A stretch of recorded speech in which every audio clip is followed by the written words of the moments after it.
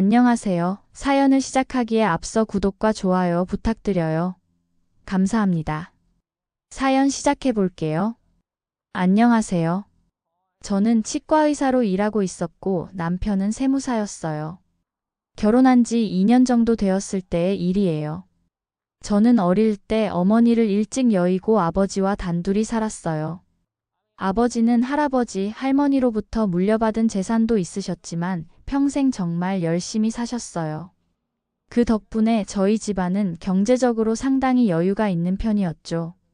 결혼할 때도 아버지께서 34평 신축 아파트로 신혼집을 마련해 주셨어요.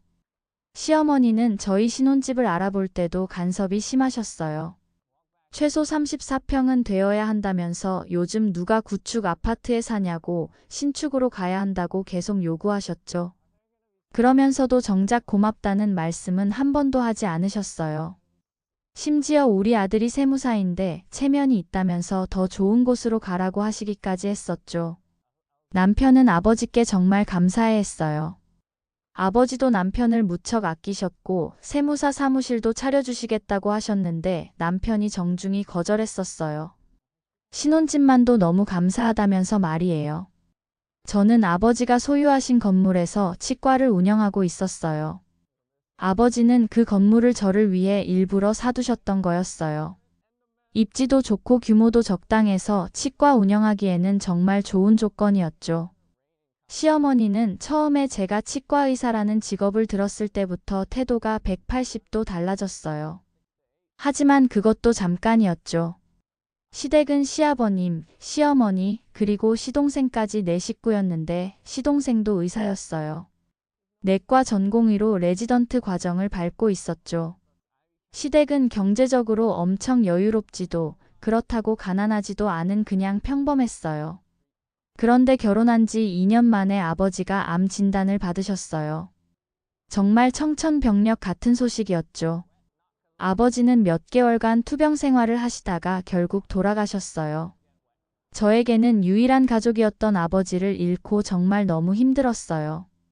남편도 아버지와 워낙 잘 지냈기 때문에 많이 슬퍼하며 저를 위로해 줬어요.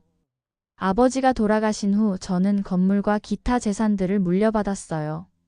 갑자기 큰 재산을 물려받게 된 거였죠. 남편도 그때부터 제 도움으로 세무사 사무실을 차렸어요. 그런데 문제는 바로 그때부터 시작되었어요. 시어머니의 태도가 완전히 달라진 거예요. 원래도 명절이나 생신, 어버이날에는 용돈을 드렸어요. 100만 원씩 드렸는데 남편 몰래 제가 챙겨드린 적도 많았어요. 시댁에서 뭔가 필요한 일이 있으면 조용히 도와드리곤 했죠. 물론 시어머니가 저에게만 요구하시긴 했어요. 남편이 불편해할까봐 전 몰래 도움을 준 거고요. 그런데 제가 유산을 물려받은 후부터는 시어머니의 요구가 점점 노골적으로 변했어요. 처음에는 해외여행을 가보고 싶다고 돌려서 말하시더니 점점 직설적으로 변하셨어요. 집이 너무 낡아서 겨울엔 춥고 여름엔 덥다면서 이사를 가고 싶다고 계속 말씀하시더라고요. 그것도 어디 지역의 어디 아파트로 가고 싶다고 정확하게 말씀하셨죠. 저는 항상 정중히 거절했어요. 그럴 때마다 시어머니는 못마땅한 표정을 지으며 있는 것들이 더하다고 가족인데 이렇게 야박할 수가 있냐고 내 부모였으면 그랬겠냐고 막말을 하셨어요. 이런 말들이 점점 심해졌어요. 남편이 아는 문제들은 남편이 나서서 막아주곤 했지만 남편 모르게 저한테 시어머니가 툭툭 내뱉는 말들은 정말 참기 힘들었어요. 너는 물려받은 재산도 많으면서 시부모는 왜 이렇게 홀대하냐고 다른 며느리들은 시부모 해외여행도 보내주고 그러는데 왜 이렇게 인색하냐고 비아냥거리셨어요. 저는 가족관계를 위해서 참았어요. 남편에게 말하면 괜히 가족 간에 문제가 생길 것 같아서요. 하지만 시어머니의 태도는 갈수록 심해졌어요.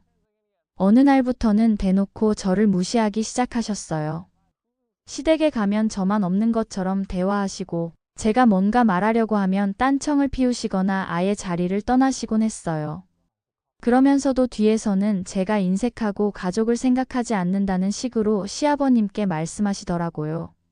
시아버님은 원래 조용하신 분이라 별 말씀은 안 하셨지만 시어머니의 이런 행동들이 계속되니까 집안 분위기가 점점 어색해졌어요. 명절 때마다 저는 정말 스트레스를 받았어요. 시어머니가 제 앞에서는 딱히 뭐라고 하지 않으시지만 표정이나 행동으로 불만을 드러내시는 게 더 힘들었어요.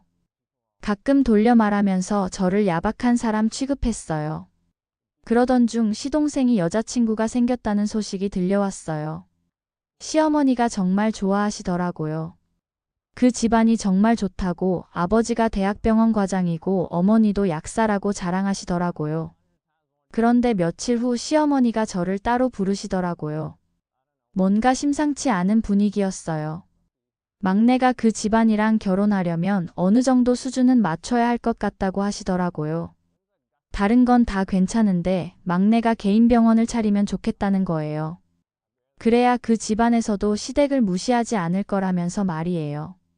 그러면서 제가 아버지한테 물려받은 건물을 팔아서 시동생 개인 병원을 차려주면 어떻겠냐고 하시는 거예요. 가족끼리 서로 도와야 하는 거라면서요.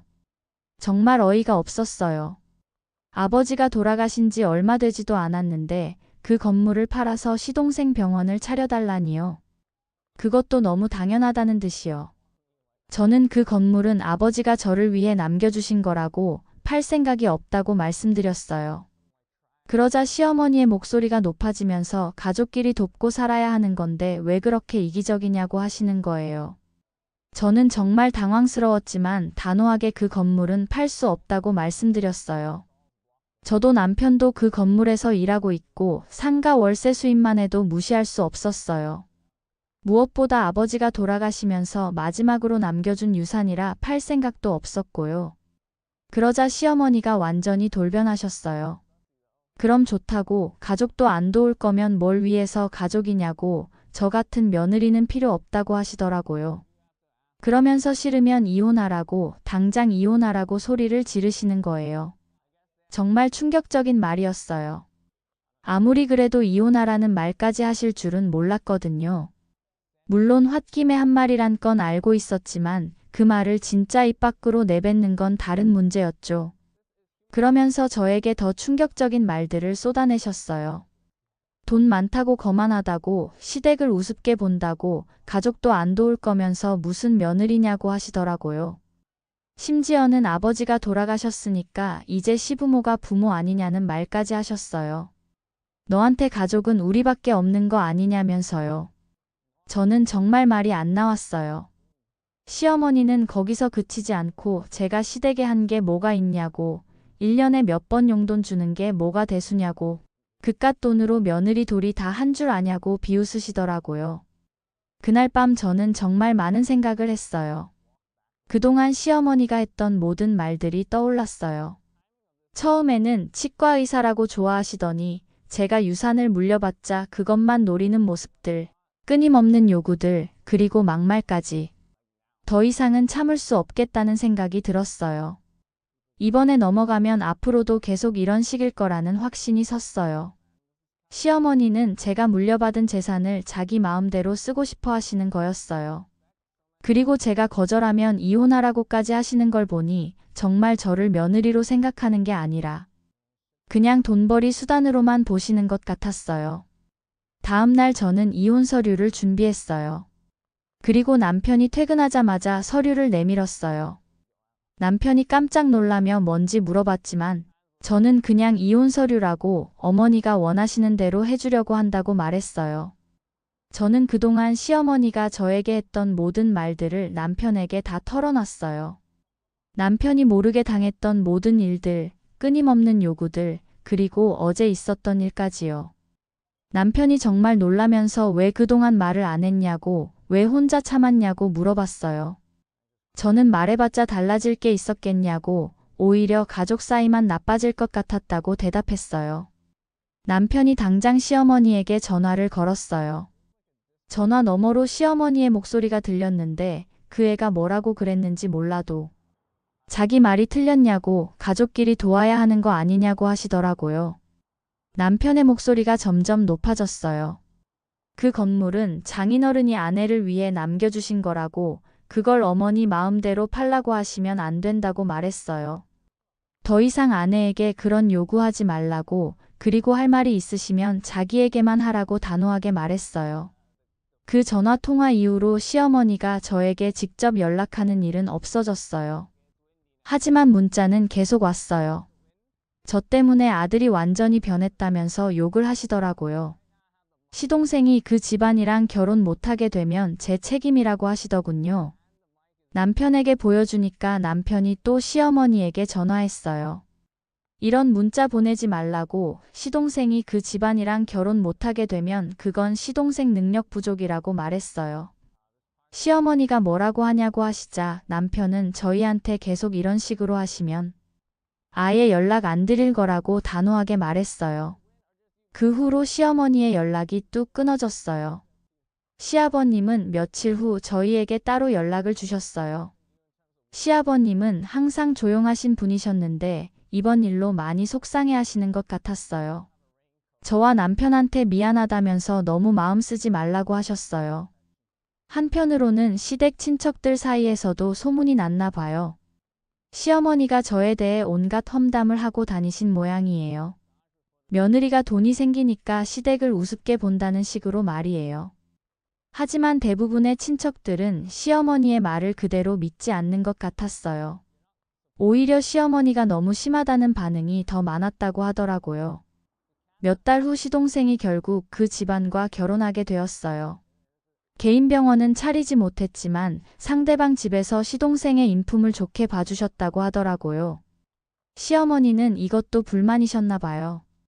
시동생이 개인 병원을 차리지 못한 것에 대해서 계속 아쉬워하시더라고요.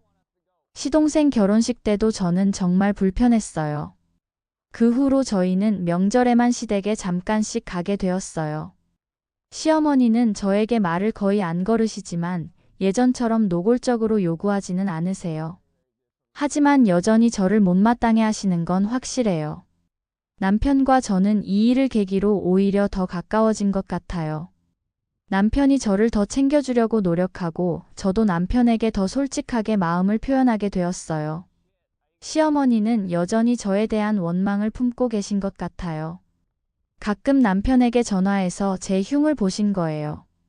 며느리가 돈이 생기니까 거만해졌다는 식으로요.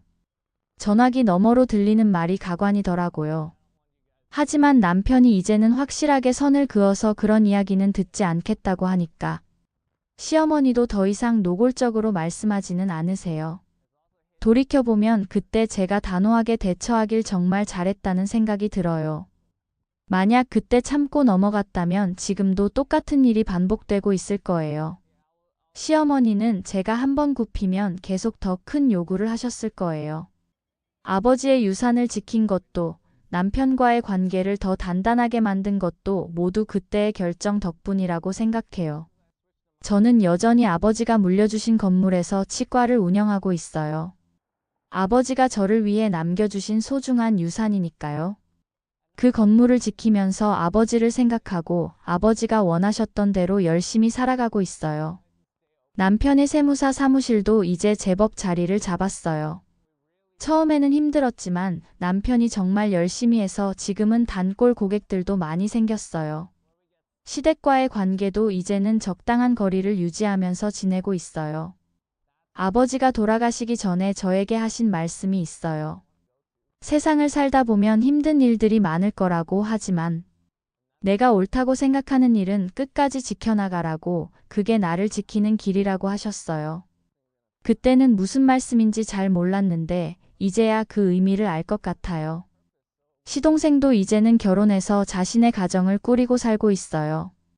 개인 병원은 못 차렸지만 병원에서 인정받으며 잘 지내고 있다고 하더라고요. 이제 저희는 정말 평온하게 살고 있어요.